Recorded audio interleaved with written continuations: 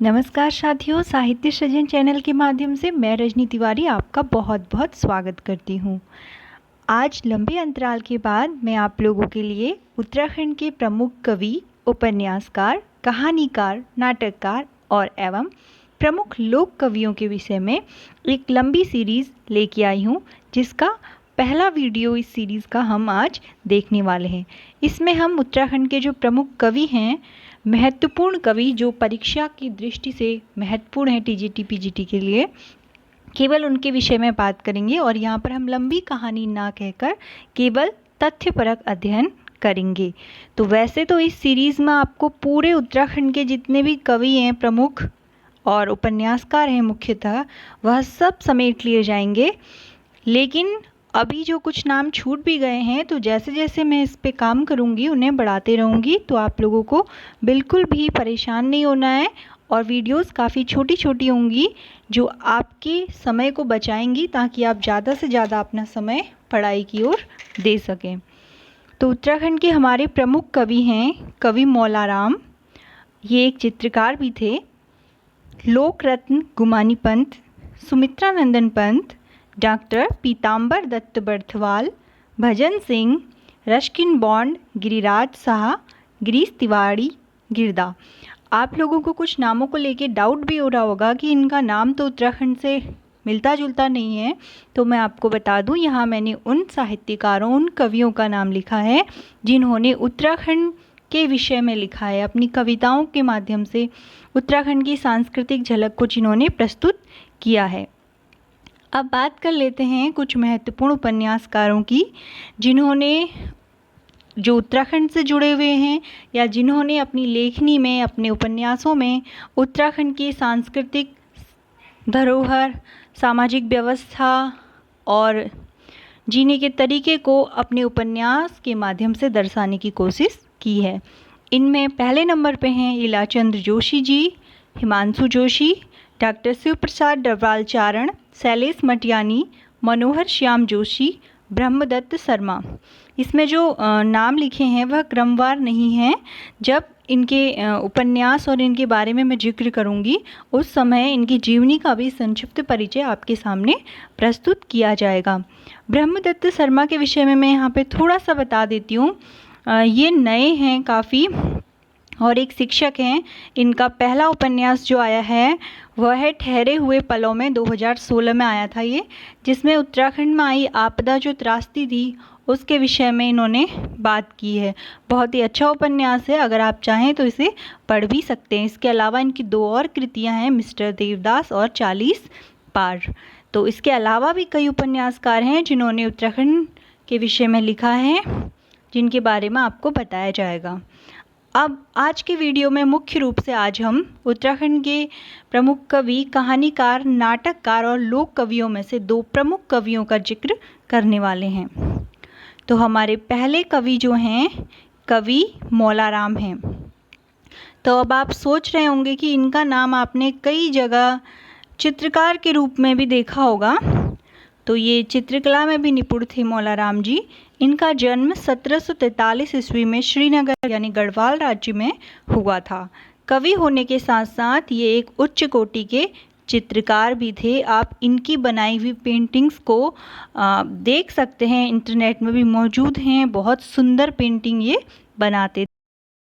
साथ ही साथ इनके बहुत सारे आधे अधूरे काव्य ग्रंथ भी हैं, जिनमें से हस्तलिखित यानी इन्हीं के द्वारा हाथों से लिखी प्रतियां 7 प्रतियां अब तक हमें प्राप्त हो चुकी हैं।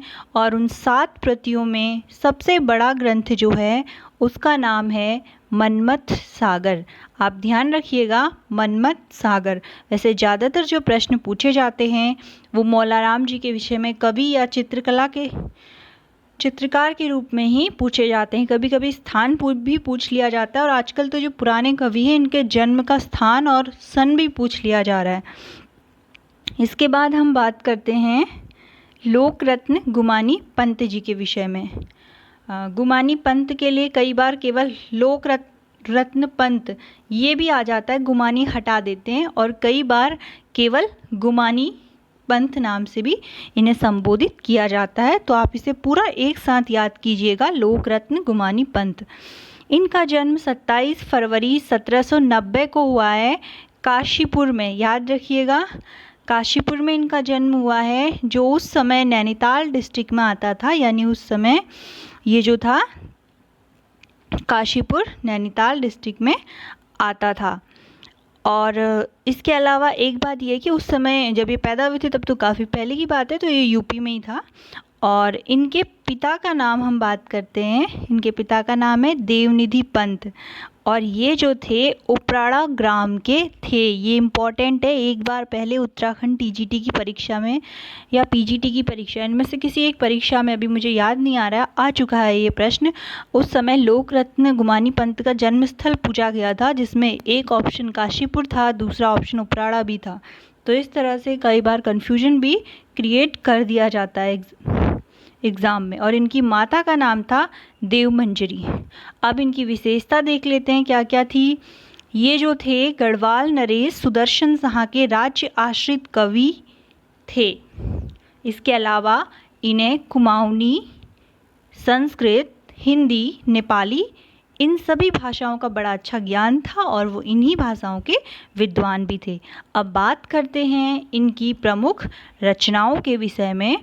तो इनकी प्रमुख रचनाएं हैं सतोपदेश, कृष्णभष्टक, नीति शतक, राम नाम, पंचाशिका और राम महिमा, जिसमें से इम्पॉर्टेंट है। तो इसमें इनकी रचनाएं अभी तक तो ऐसे नहीं पूछी गई हैं, ज़्यादातर इनका नाम, इनके ये किस राज्य के राजा द्वारा आश्रित थे, ये सारी चीज़ें, और इनके जो मूल गांव हैं इसके विषय में प्रश्न आए हुए हैं। फिर भी हमको सारी चीज़ें जो इम्पोर्टेंट लगती हैं उन सबको ध्यान में रखना है, और ताकि वह परीक्षा के समय हमें दिक्कत ना करें। तो इस तरह हमने 2 कवियों के विषय में आज बात की। अगली वीडियो में जो कि कल आएगी उसमें हम फिर 2 कवियों या 3 कवियों के बारे में बात करेंगे। और इस तरह जो भी उत्तराखंड के प्रमुख कवि, उपन्यासकार, कहानीकार, नाटककार एवं लोकगीत या लोक कवि हैं, जिनके विषय में हमें उतनी जानकारी नहीं होती है, जो परीक्षा में एक तरह से दिक्कत करते हैं हमें जो प्रश्न, उनमें हम चर्चा करेंगे। तो मिलते हैं अगले वीडियो में। तब तक प्लीज़ वीडियो को लाइक कीजिए, शेयर कीजिए, और अगर आप चैनल में नए हैं तो प्लीज़ इसे सब्सक्राइब कीजिए। और जो भी आपकी क्वेरीज़ होती हैं, कोई भी प्रश्न होते हैं, कोई सुझाव होते हैं आपके, तो आप मुझे कमेंट कर सकते हैं, क्योंकि आपके कमेंट से ही मुझे पता लग पाता है कि काम किस तरह से हो रहा है और उसमें कितने सुधार की आवश्यकता है। और एक बात और आपसे कहना चाहूँगी कि आप में से अगर कोई लोग उत्तराखंड के किसी कवि द्वारा या लेखक के द्वारा, उपन्यासकार के द्वारा लिखा गया कोई उपन्यास, उसका सार या समीक्षा सुनना चाहते हैं वीडियो के माध्यम से, तो आप मुझे उसका नाम कमेंट में लिख सकते हैं। मैं पूरी कोशिश करूंगी उपलब्धता के आधार पे कि उस उपन्यास को पढ़कर उसकी समीक्षा आप लोगों के सामने प्रस्तुत कर सकूं। तो मिलते हैं अगले वीडियो में, तब तक के लिए नमस्कार।